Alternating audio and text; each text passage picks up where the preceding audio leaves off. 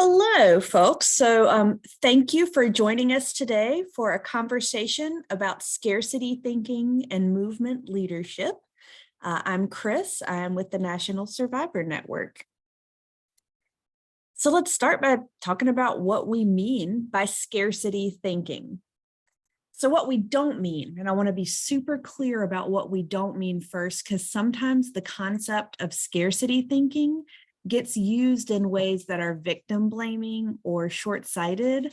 And so what I don't mean is advocating for some foolproof positive thinking belief that ignores the role of structural oppression, right? A lot of times it's not our scarcity thinking that causes us challenges, it's structural oppression, and we have to be real about the impacts of structural oppression. I don't mean unrealistic leadership development approaches that just aren't accessible to most survivors or aren't accessible to survivors from marginalized communities. And I certainly don't mean that any one survivor is responsible for it or that it's their fault if their attempts at leadership have been really hard or haven't worked out the way that they want so far. So none of this, we're not victim blaming. But what we do mean is that sometimes when our view of what survivor leadership means is incomplete, we shift into behaviors as survivor leaders that are competitive or that inhibit solidarity and create conflict between people who have lived experience, or that make our anti-trafficking efforts less effective and sustainable. So we think there's a limited number of bones. There's a limited number of survivor leadership positions. And so we end up competing with each other and finding each other to be threats instead of seeing each other as colleagues and comrades in this work and treating each other with solidarity. And that impacts the effectiveness of our work. So let's talk just a moment. I know we were just talking about being possessive of our bones, right? So think of an iceberg. If you are floating in the water, what you see is this part of the iceberg. We see what's above the water. That's the handful of bones that we as survivor leaders see that we sometimes feel like we need to be possessive of to make sure we get one. But a lot of times, because we aren't taught all the different things that go into movement work or work in this sector, we may not be aware that there is a whole giant iceberg underneath that is way bigger than what's above the surface, and also very, very essential to the anti-trafficking work that we do being sustainable and effective. Right? We think of what's above the water, and those are the well-known survivor leaders and organizations that we know about. We know that there's those sorts of positions, and we jockey with each other for those positions, right? So keep in mind that underneath the surface, if you dig deeper into how anti-trafficking work is done, there is a giant stockpile of bones. There's plenty of bones for all of us to share. There's no reason to be possessive or to fight over these shiny, exciting opportunities. And there's definitely no reason to settle for the scraps that people in the sector are willing to give us. If you think about every survivor leadership TM job that there is available, the visible micro celebrity ones, we feel like there's not enough opportunity for all of us to get what we need. But if we think about every single paid anti-trafficking job that exists in the anti-trafficking sector and in related sectors that currently does not have someone with lived experience in it, there is no shortage of survivor leadership opportunities available to us. There is no shortage. We just have to get creative. We have to know what's there. So what is the whole iceberg, right? And we're going to have a lot of different job descriptions coming up here. So prepare yourself for a good bit of info. But as you go through this next section with me, I hope you'll be thinking about what you enjoy doing. One of the things that we see a lot of times with new survivor leaders is they want to do anything. I just want to work in the movement and I'll do anything. And then they end up in positions that they're not able to do, or that maybe they don't even enjoy, or that burn them out. And a lot of times we want to be thinking, what do I enjoy doing? What am I good at, right? Let's think about where you fit in best. So this is not a comprehensive list at all. But 4 of the main areas that go into our work of ending human trafficking are direct services, research and best practices, prevention, and policy and norms change. And these all influence each other. I would even love to edit this slide to have little arrows between direct service and prevention, and between policy and research, right? These all influence each other. No one has the market cornered on decision-making power in our movement. So we're going to start with direct services. And all the ones that I think of as direct services, I have the little hand here to remind us. Direct services, we're just giving someone a hand, right? We're not like rescuing them. We're just giving them a hand to feel more successful and to have access to what they need. But I do want to stop before we dive into all of these. We'll start this with direct services, but it's true for all the other ones, is a lot of these jobs do require training and preparation, right? But that doesn't necessarily mean it has to be formal education, but that also doesn't mean that your lived experience is going to be enough training or preparation. For some of these jobs, you're going to need additional skills, right? Because without preparation, even when you have lived experience insights, you can cause harm. There is the potential for you to cause harm to other survivors, to organizations, to the movement, even when you mean well, even if you have lived experience, even if you don't realize at the time or ever that what you did caused harm. There is potential for survivors doing this work, just like anyone else, to cause harm. That's not because we're bad at this work or shouldn't be in leadership. That's because anybody can cause harm. And that's part of why we want to have adequate training and preparation for any people doing anti-trafficking work, including people with lived experience. And this is important in direct services, but it's also relevant in any kind of anti-violence work and human services work that you're doing in any field. I think there's been such a history in the anti-trafficking movement of people without lived experience who work in the field, telling survivors what they need and telling them what they experienced and reframing their experiences for them, that as survivors, we are often resistant to someone telling us what to do. To be fair, sometimes the people without lived experience are also resistant to people telling them what to do, because we're all humans, right? So this recognition that we need training and preparation is honoring survivors' inherent humanity, right? I've heard survivors sometimes say, no one can teach me about what I experienced. And that's true. But you only experienced what you experienced. You don't know what other people may have experienced. There's a whole bunch of different ways to experience human trafficking, to experience trauma, to experience poverty, to experience racism. And you know your experience, but without training and preparation and really engaging with broad communities, you don't know other people's experiences. You also may not know certain best practices that we've determined in different fields through trial and error. And there's no reason for you to have to reinvent the wheel. There's no reason for you to have to learn through those hard mistakes when other people have and have developed some norms that are helpful. So training and preparation is going to be referenced throughout, and it's super important even with lived experience. So when we talk about direct services, trafficking survivors working in direct services with other people who may be trafficking survivors, we a lot of times think about just the human trafficking movement, human trafficking shelters and services, programs, but I want to encourage you to think about this broadly, because trafficking victims sometimes don't get their services at trafficking organizations, sometimes because there's not one near them.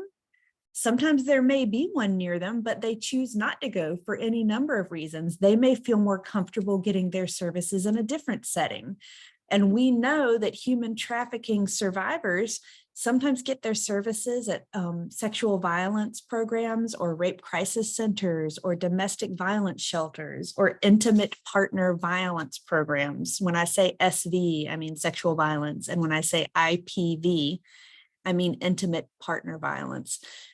They may be getting services in substance use treatment programs, in migrant services, programs doing work with immigrants and refugees and asylum seekers.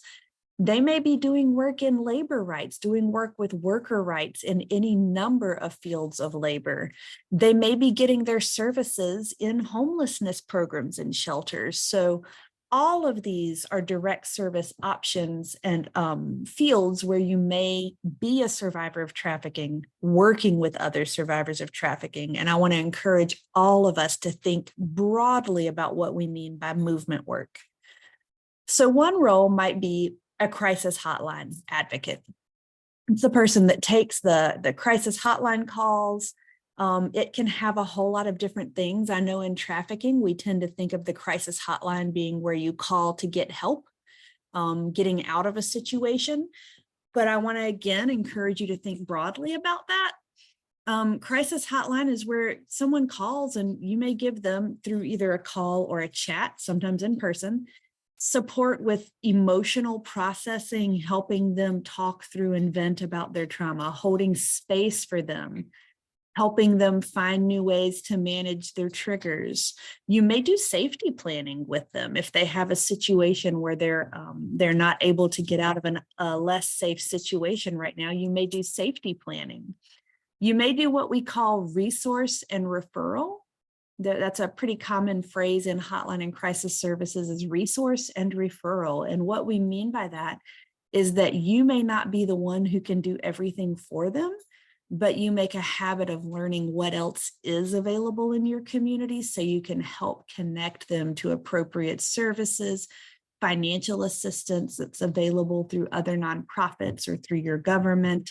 And that's what we mean by resource and referral. You help provide them with resources and you provide them with referrals to appropriate services that they need that your organization does not provide. A crisis hotline advocate, depending on what you're doing, you don't really need a specific degree. Although some organizations do require a degree or may want their crisis advocates to be clinicians. But it does require adequate training and preparation on a variety of skills, understanding trauma, learning where the resources and referrals should be to. I know that in some states, getting advocate privilege, which means that you can't be required to testify in a case, advocate privilege in each state may require a certain amount of training. And so at a minimum, you'll usually need to take your state's required amount of advocate training to get advocate privilege. And in some places they exceed that. I know that the crisis hotline that I started on required 63 hours of training before they would let you on the hotlines. And that included knowledge building and training, and also opportunities to practice and do role plays and get feedback about how you did. You may be an advocate or do peer support. And that, again, does not require a specific degree, but does require training and preparation. And that might be something to where you do court, hospital, or law enforcement advocacy and accompaniment. That might mean that if there's a survivor who has to do a really tricky interview with law enforcement, that you might accompany them and just be there as an emotional support person. You don't speak for them, you don't talk over them, you're not taking the place of the investigator, but you're there to provide emotional support and periodic reminders for self-care for the person who's there.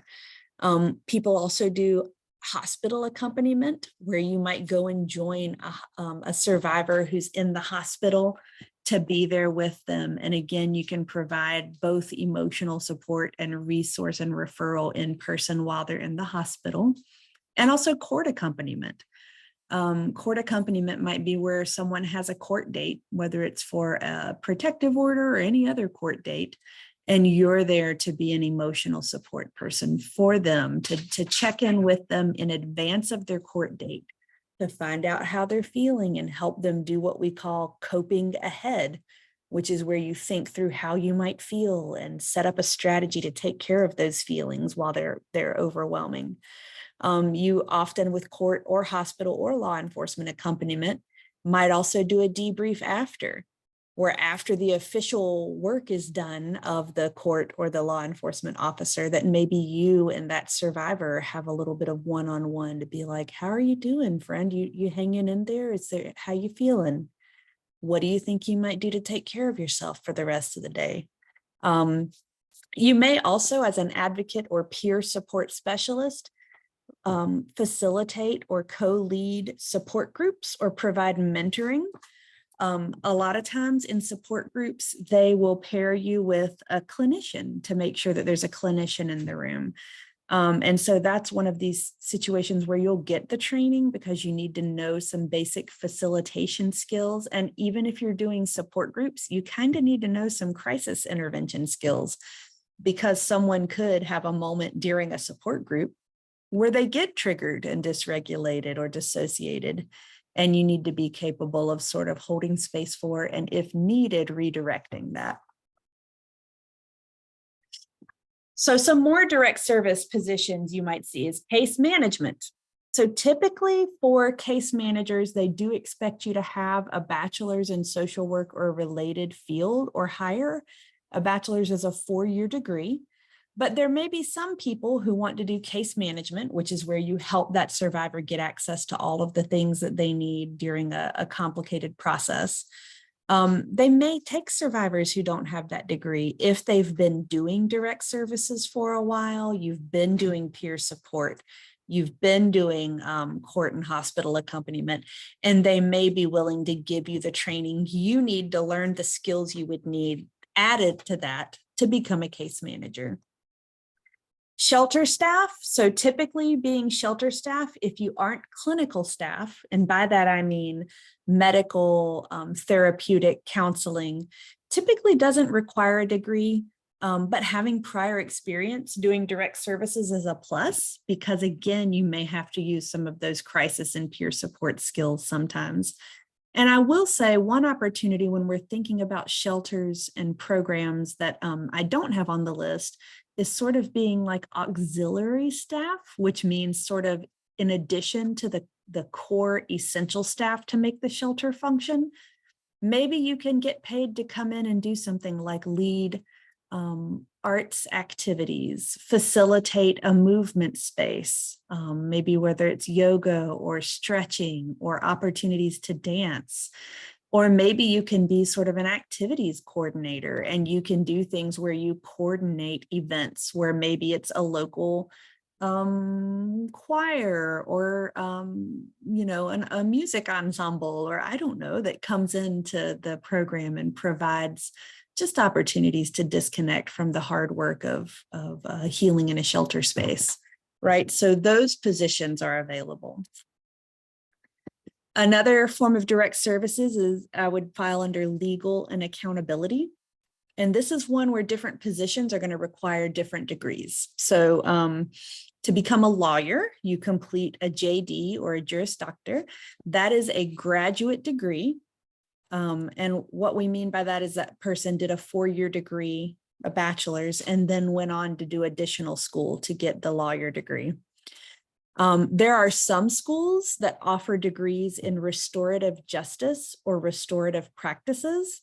Those are not so much meant to be legal degrees, but they help prepare you to be a professional facilitator of conflict resolution that doesn't require on carceral systems or the criminal legal system.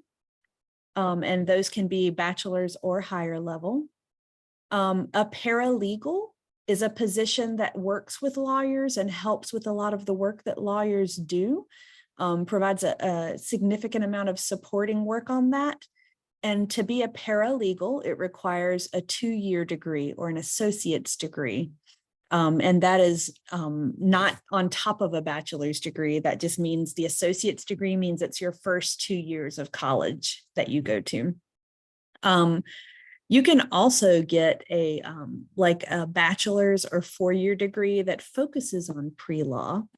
And another thing you can keep in mind is that you can stack these degree programs. If you've not been to college, this is just something to know, that say you do a 2-year associate's degree to become a paralegal, down the line, you can probably apply into a 4-year degree program, and they may transfer almost all of your 2 years worth of credits so that you only need to do 2 more years to finish your 4-year degree program instead of starting from scratch. So you might, as you're thinking through what you want to do, if college is a path you want to take, think about how you can stack these programs on top of each other to sort of build towards increasing income and autonomy in your work.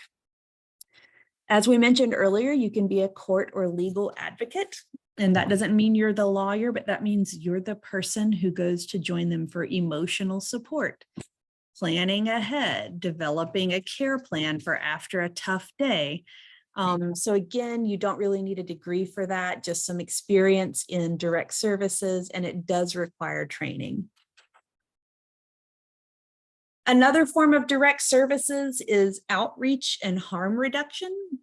As you know, the National Survivor Network uses a harm reduction approach, which means that when we think of outreach, we don't mean going out to try to reach people who are in fields or certain forms of labor and rescue them, talk them out of it, change their minds.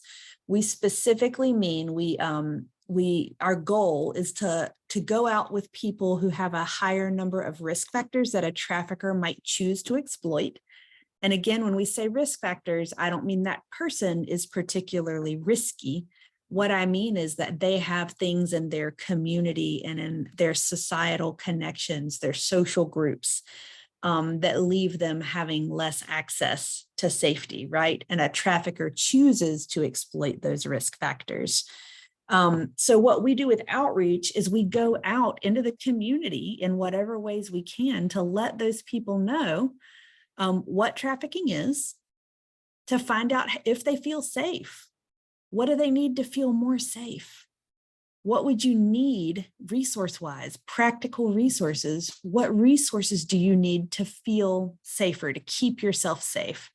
And then we ensure that potential victims, if anyone is experiencing this, you may not want to tell me today, but here's the kinds of help that is available if you at some point experience this, or if you know someone who is experiencing this. So outreach with a harm reduction lens, our goal is not to facilitate or pressure someone into a coercive or premature exit before they're ready.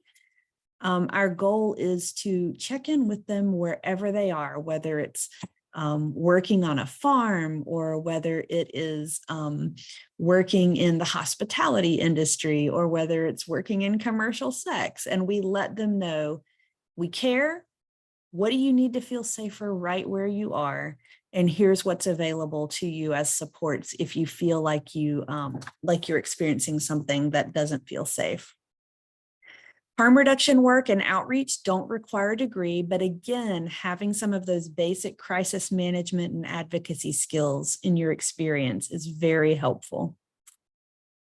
So there's a couple of positions that I'm going to cover now that I'm covering them in the context of direct service, but they kind of fit across all of these fields. So a program manager is a position where you're moving into management and supervision. So a program manager supervises employees, contractors, and volunteers doing all the other things that we have described so far. So if you are the outreach and harm reduction program manager, then you supervise the people who are doing the outreach and harm reduction. You may not do as much of it yourself. You probably did, right? They tend to see for program managers, they want to see that you have significant experience doing the kinds of work you're supervising. And they also want to make sure you have project management skills or experience. And all project management means is that you have at some point looked at a thing that needed to happen, and that could be a church social event. That could be organizing a protest in your local community or a food distribution day, that you saw the project and you were able to go into the project and identify what are all the pieces that need to happen. What order do they need to happen in? Who are the people that should do each of these positions? Are there positions that I need that I don't currently have? And how can I get someone in this role? How can I make sure this task doesn't fall through the cracks? And then you supervise making it all happen according to a planned timeline. That's project management, right? And you want to make sure that you have, or shortly after becoming a program manager, receive training on how to supervise someone. Because a lot of the things that we think of as being what a supervisor does really aren't effective leadership skills. A lot of us have been supervised by people in different jobs who maybe weren't the greatest supervisors. So you want to be really thoughtful about getting that training to be an effective supervisor. So you could be the harm reduction and outreach program manager. You could be the case management program manager. You could be the shelter program manager. And once you're a program manager, you do less of the specific task yourself, and you mostly supervise the people who do it and help build in the supports they need to do their work well. A lot of nonprofits also have director positions, and that could include like your associate director, an associate director, a director of operations, or a program director. A director supervises program managers and other key employees, right? So the director is the one who, if you are the director of direct services at your program, then you would be the one who supervises the shelter program manager, the case management and therapy program manager, the crisis response program manager, to make sure that they have the supports they need. As a director, you're responsible for setting the vision, right? A program manager has input into the vision and can certainly share feedback and works collaboratively with the directors on these. But the director is the one who really envisions strategically, where is this entire department going? Or if you're the executive director, where is this entire organization going? How are we going to fund it, right? Directors are responsible for making sure that the programs are being managed very well and that the people they supervise have enough support to do their work. Director positions either require having specific experience. So for example, a director of human resources may not have worked in these other direct services positions, but a director of human resources knows a whole lot about human resources. Or if you're a director of operations, then maybe you haven't done as much specific human trafficking work before, but you know a lot and have experience about nonprofit management and leadership. Or a director may have significant experience in a number of the kinds of management roles that they supervise. So you're highly unlikely to find a director of direct services who hasn't at some point probably been a case manager or a crisis advocate or a shelter staff, right? They're going to have experience of doing those things.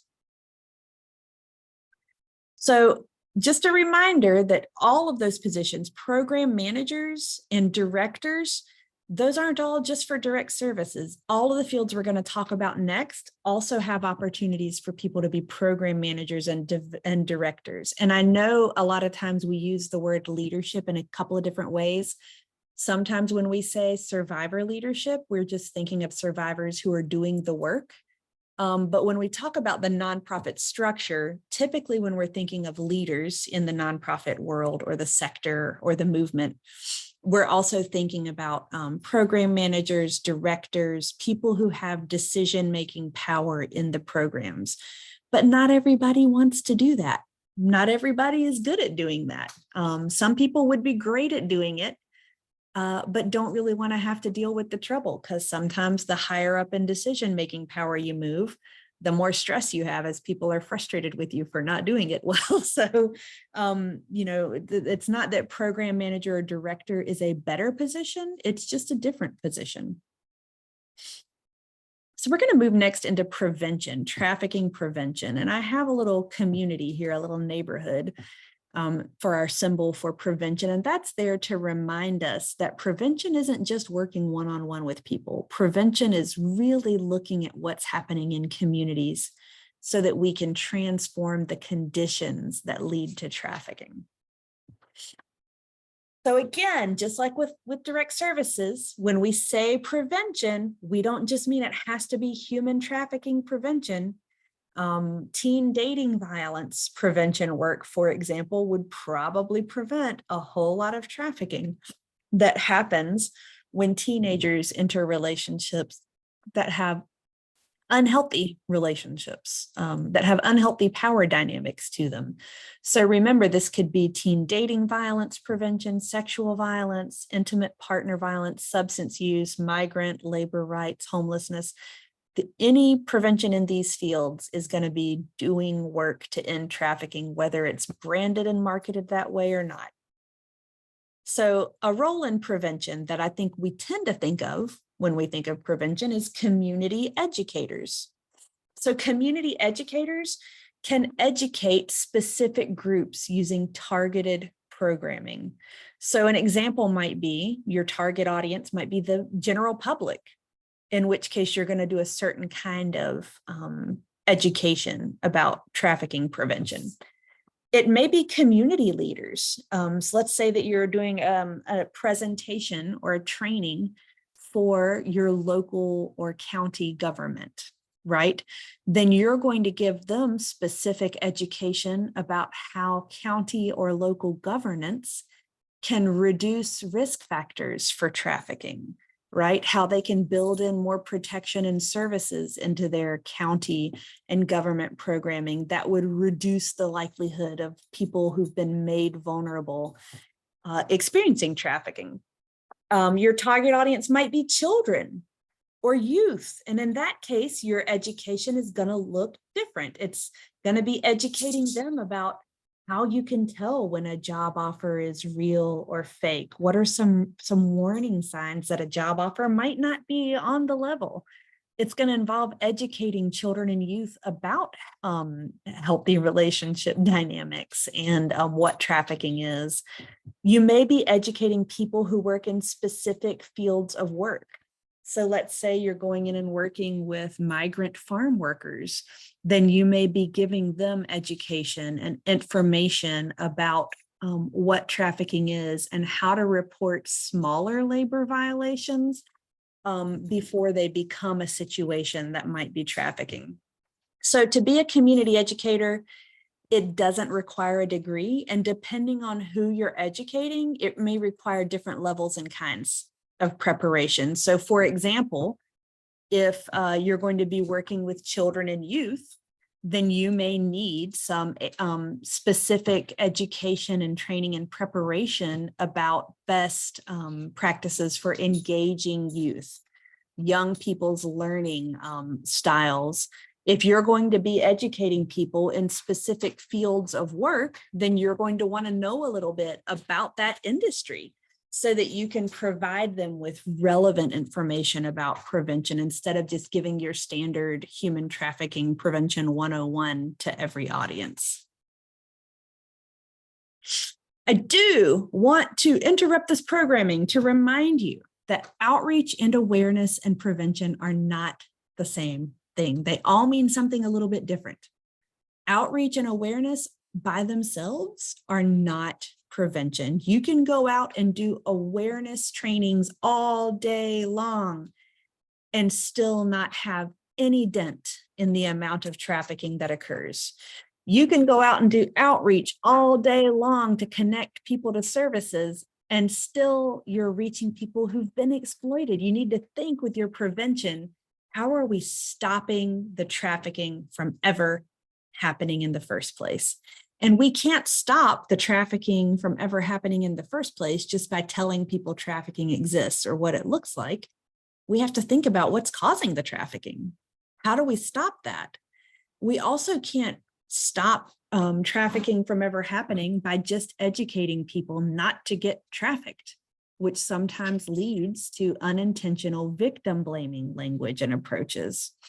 So our goals of outreach is that the goal of outreach is to reach potential survivors and then connect them to services and resources. When we do outreach, we are specifically trying to connect with people who may have already experienced trafficking so we can help get them services that they need and resources. The goal of prevention is what we call primary prevention. Primary prevention means we're stopping it before it ever happens, and that means we have to stop people from perpetrating trafficking. We have to stop people from exploiting other people's labor for their own personal financial gain. I would say at this point, the goal of awareness, I don't think the goal of awareness is to make people aware that trafficking happens. Trafficking happens. Everybody knows trafficking happens. It's all over the media. The challenges with awareness is correcting misinformation for a few reasons. One of them is that a lot of the information that's been put out in the name of awareness is misinformation or disinformation. It's not accurate. People have wrong ideas about what trafficking is. The other misinformation or misunderstanding people may have is this doesn't happen here. This never happens here. So sometimes our correcting misinformation is helping people understand where it happens and honestly that it happens everywhere. So there's other prevention roles that are not just educators, right? Some of it is strategy. So you may have a role as a program manager or a program director or a worker in a program doing a comprehensive prevention strategy. What I mean by that is in the field of prevention that we model on, public health has an excellent framework for violence prevention. There's 4 different levels, at least 4. We have society level risk factors and protective factors, community level risk factors and protective factors, relationship level risk and protective factors, and individual level risk and protective factors. And so you may be working at one of these levels in a way that's making meaningful change. So say that we've identified that in your community, a good number of people who've experienced trafficking experienced it while homeless. Well, then you may work in your county's community level homelessness interventions to change supports for people who are homeless in your community so that they aren't experiencing any forms of violence to include trafficking, right? So that would be prevention at the community level. You may also be in charge of designing a prevention strategy. And if you're doing that, then you may be the one who's responsible for figuring out what you can do at each of these levels to make sure your strategy is really addressing all the levels and is not incomplete. Remember, we can't really measure who got trafficked or who didn't as a result of any one intervention. I really just think that sometimes our obsession with prevalence studies detracts us from real prevention. What we want to do is be figuring out what are the evidence-based risk factors or drivers for trafficking. And then we want to figure out how we can decrease those risk factors. We can measure that. We can measure if we're making a dent in the risk factors. We can measure if we're increasing protective factors at all levels. And when we measure that we're reducing risk factors and increasing protective factors, then we know that trafficking is going to drop in our area, right? So that's another place where prevention work can be essential. The other field I'm going to bring up here is research and best practices, building the evidence base. And again, not just in the human trafficking field, research into all of these fields. When we consider risk factors and experiences of trafficking survivors, we can see how research in any of these fields is ultimately going to inform building our evidence base for trafficking. So one role we hear about a lot is a principal investigator. Principal investigator is the person who's like the director of the whole research project. They're the name of record. If something goes wrong on that research project, they're the ones who's responsible for the vision, the implementation, all of it. And to be a principal investigator, typically you need to have a graduate degree, and that's going to be a PhD or Doctor of Philosophy.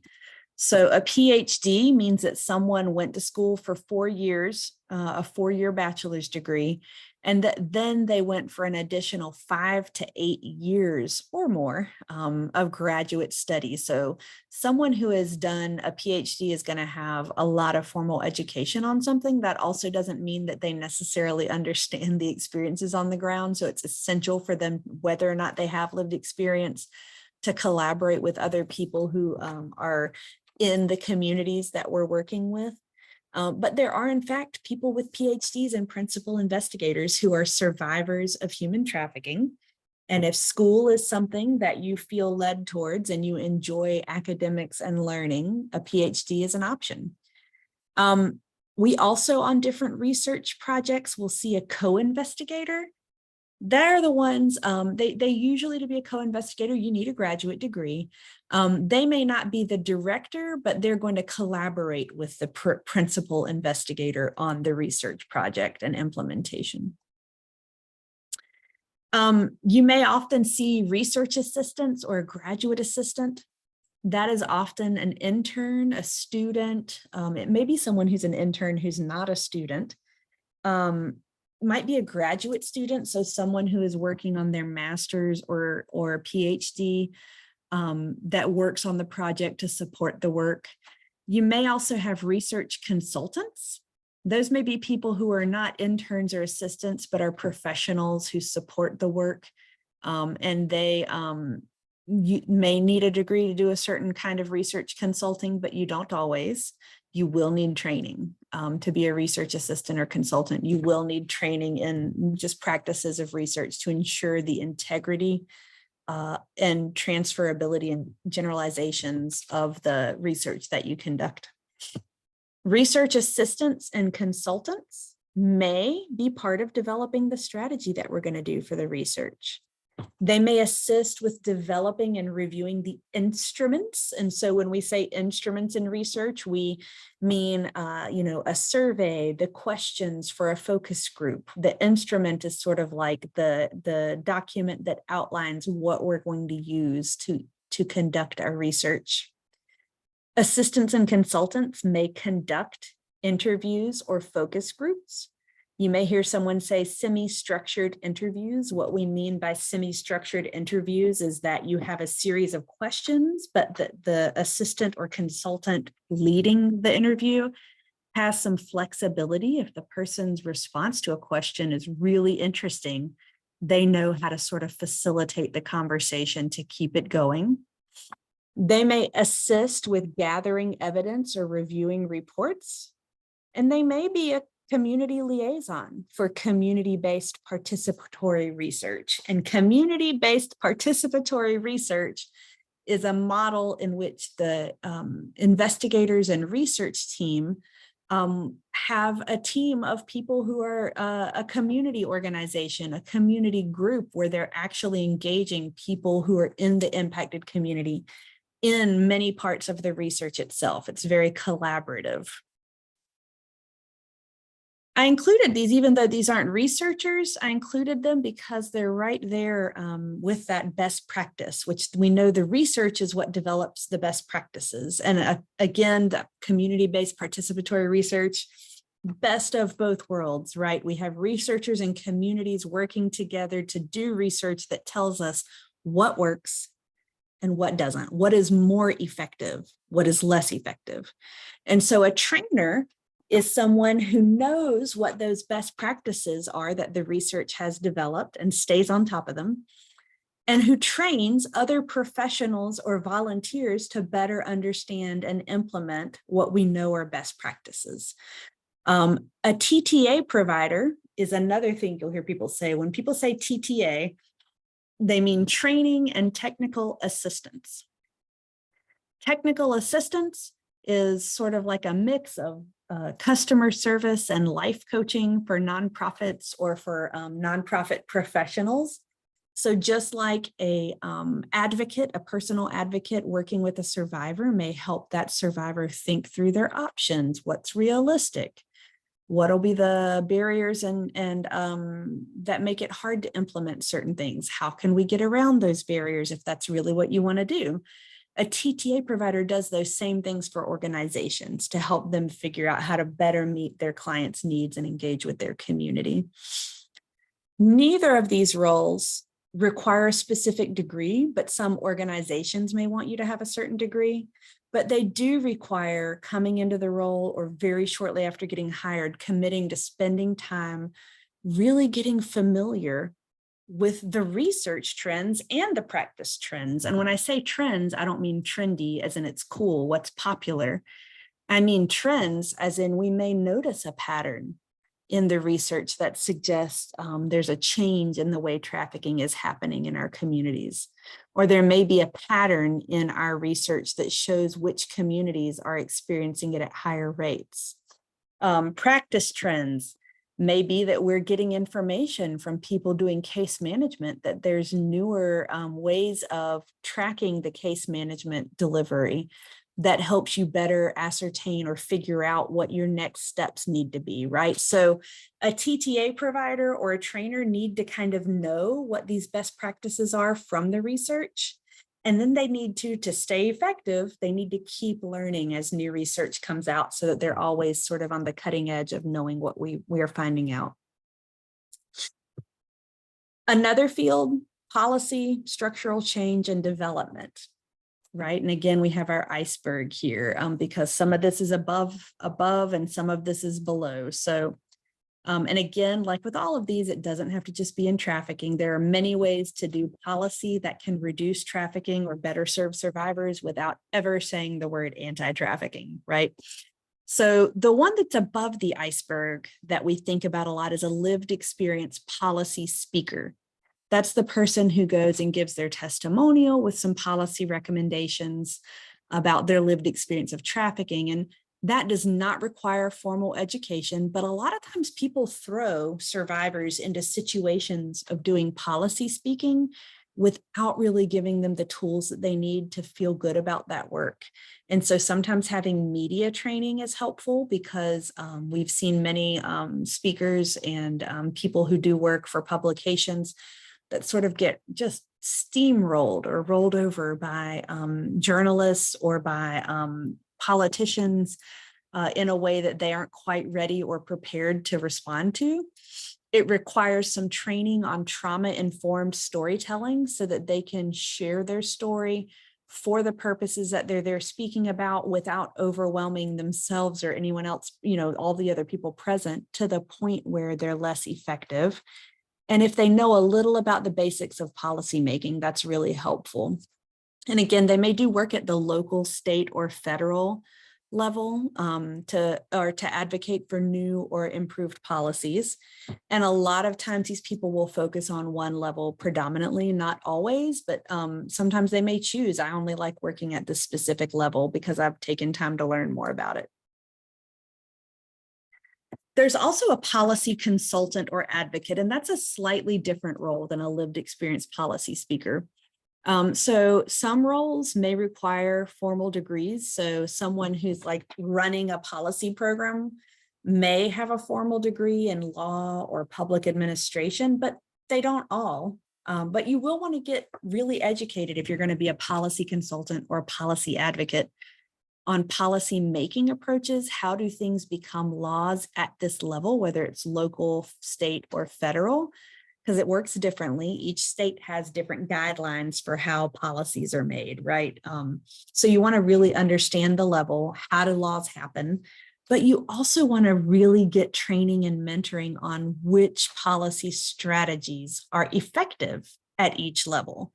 So for example, the state I live in has a very different climate than the US broadly. So if I'm doing federal policy work, I might do it differently in terms of my strategy than if I'm doing statewide strategy, right? And then the town I live in has a very different political composition than the rest of the state or the rest of the country. So my strategy might be different if I were doing local work, right? So you really want to understand different kinds of strategies you can use so that you can make sure you're using strategies that have been demonstrated to be more effective in the kind of setting you're working in. I included development under this because this is all underneath the iceberg, right? So the development director is another position we see. A development director is responsible for fundraising, securing grants, securing new donors. I jokingly say donor whispering, and what I mean by that is because donor management sounds a little harsh, but donor whispering is sort of like managing donor relationships. It doesn't require a specific degree, but having experience and training on basics of development for nonprofits is important. You may be a grants manager. A grant manager is someone who identifies new grants that we could apply for, so they're always on the lookout. They write grants, ideally in collaboration with people doing the work in different programs and with survivor input. And then they manage reporting for grants. If you've never had to write a grant or do a report for a grant, from one grant maker to another, the requirements are different. But typically, there's a lot of reporting, and it involves counting numbers. How many did we serve? What did we do? How many hours of this? How many instances of that? How many calls did our hotline get? It's going to need, for grants management, detailed accounting reporting and budgeting reporting and financial responsibility reports showing that your organization is financially doing well enough to get money, right? So a grants manager would be the one who manages the reporting for that. And having a business degree or a nonprofit leadership kind of degree is really important or really helpful, makes it a lot easier. But it's not required. There are specific trainings you can go and get like a certificate in grant managing that can help you, build something you can point to show that you've learned it without as extensive of a degree.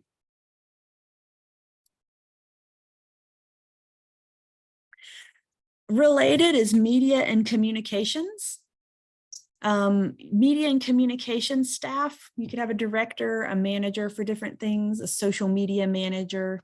There's all kinds of different positions under media and communications, but they're responsible for things like social media, making sure newsletters go out regularly and managing the contact lists for those newsletters, making sure the website is up to date and user-friendly. It involves things like public relations, and it also involves a lot of narrative change. When you're doing media and comms work, you have the opportunity to really shift the way that your community, that your audience thinks about trafficking and thinks about solutions. And that can be very helpful for both your development staff and for your policy staff. So with development staff, your media and comms people are working at highlighting the good work you're doing, telling the story of your organization in a way that makes people want to give you more money. They also will work closely with policy staff, because if you're media and comms, then you have opportunities to really change the public narrative about important policy issues you're working on. Your media and comms people need to understand trauma-informed, non-sensationalized imagery and storytelling. Doesn't require a degree. Really does not. Tons of people have amazing social media followings, for example, and engagement without having a degree, but having some training can be helpful. Two other positions we see under the iceberg and under the water here in our iceberg are an operations and organizational policy director. So this is someone who doesn't focus on policy as in legislation, but maybe focuses on organizational policies, which include things like how the logistics of how the organization operates from day to day. These people have different kinds of roles that may be responsible for overseeing the ongoing financial and administrative health of the organization, making sure that that we have a ready stock of printer cartridges, toner cartridges, and printer ink when we need it, making sure the bills get paid, making sure that the building stays maintained, making sure that payroll goes out on time, right? Often they'll require a business or public administration degree. You can get a position like this without that, but those are usually very helpful educations to have. The other thing I'll mention is human resources. Human resources is a position or a department that oversees making sure that your employees are taken care of and that you have a healthy workplace culture and that you're following labor laws, that nobody's being exploited. They were responsible for processing payroll, making sure you get paid on time, making sure your insurance bills for all the employees get paid if you're at a job that gives benefits so that nobody has a lapse. They're responsible for all of that, making sure employees are supported. And a relevant degree is usually required for that, whether it's in human resources or public administration or business operations. So that's a lot. And this isn't even a comprehensive list. This is just a few that we could think of, some really common ones. So even this list, there's a lot in there. So how do I get there? How do I get from being a survivor who wants to be in leadership to a survivor who's working in the movement? There's a lot that needs to happen. So just remember, all of these jobs require you to be able to think beyond your singular survivor experience. In fact, most of these jobs don't even need your story at all, right? You can do the work in so many different ways. And in some of these positions, if you get so hyper-focused on your singular survivor experience, it may actually make you less effective in your work of advocating for all of your employees, all of your supervisees, all of your clients, right? And keep in mind, these jobs are not just limited in the trafficking sector. All of these fields that are here, child maltreatment, partner violence, work with refugees and asylum seekers and asylees, labor organizers, people who are re-entering from prison. All of these do work that ends trafficking. And many of these job descriptions I just went through are available in these different fields. So maybe there's one that really speaks to you. Maybe for you personally, experiencing child maltreatment was a big part of what led to your trafficking. So maybe you decide, hey, I don't even want to do anti-trafficking work. I'm going to really pour a lot of my energy, like anti-trafficking work specifically in the trafficking sector. You may decide, I want to pour my energy into working on child maltreatment, because that, I believe, will help reduce other people's likelihoods of experiencing trafficking like I did, right? So you're going to want to find one that calls to you.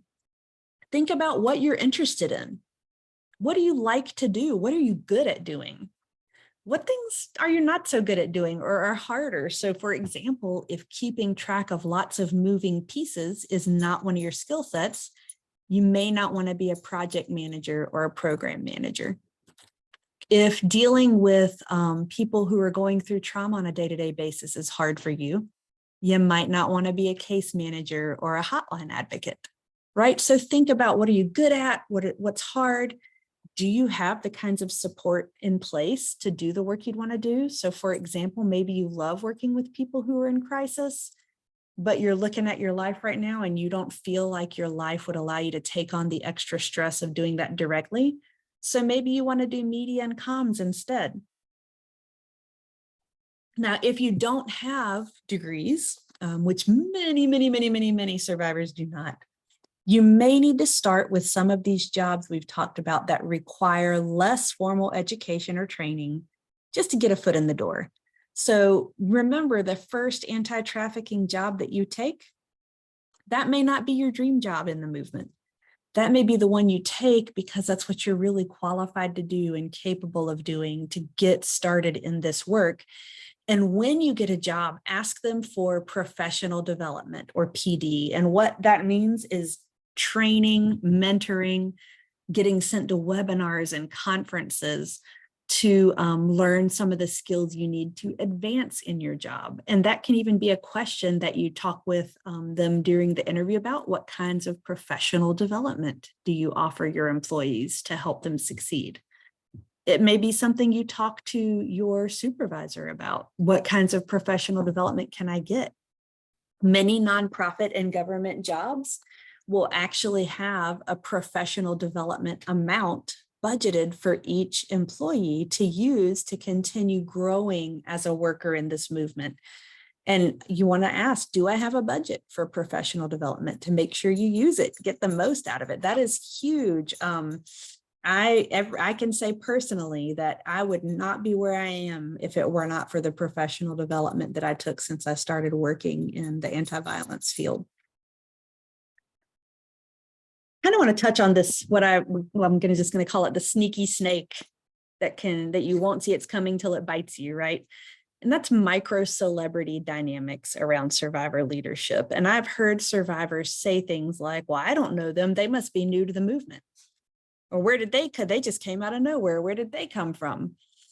And that's because we tend to think of survivor leadership as those really public facing positions that are almost like celebrities within our movement that are above the surface of the water, right? And some people are above the water because that's where they want to be. They like being visible.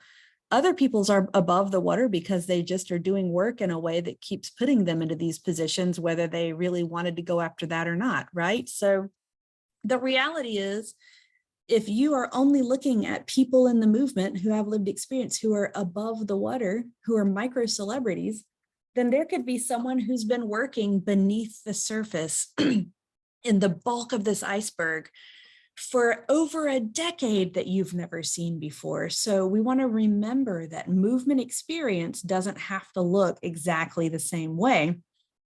I think it's important to note that celebrity culture and what people call parasocial relationships can harm people on both sides of it. Parasocial relationships is what we mean where it's a largely one-sided relationship, or maybe it's lopsided, right?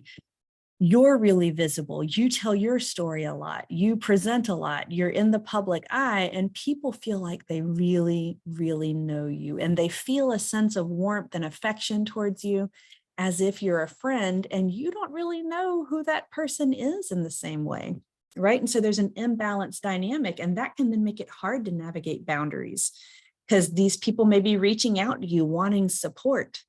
And you're like, I just can't do this to everybody who knows who I am. I just don't have time. I'm one person.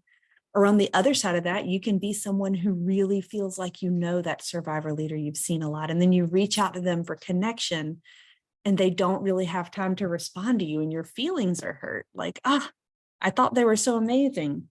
Why do they not respond to me?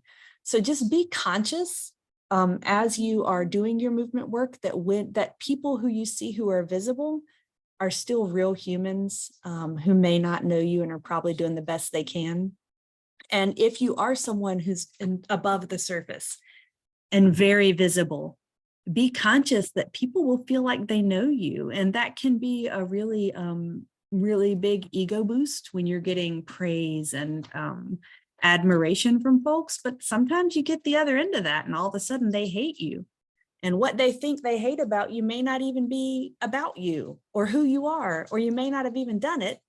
People interpret things you say through the lens of their own experience and assumptions. And all of a sudden, because you're visible, you're hearing all sorts of things about yourself that aren't true.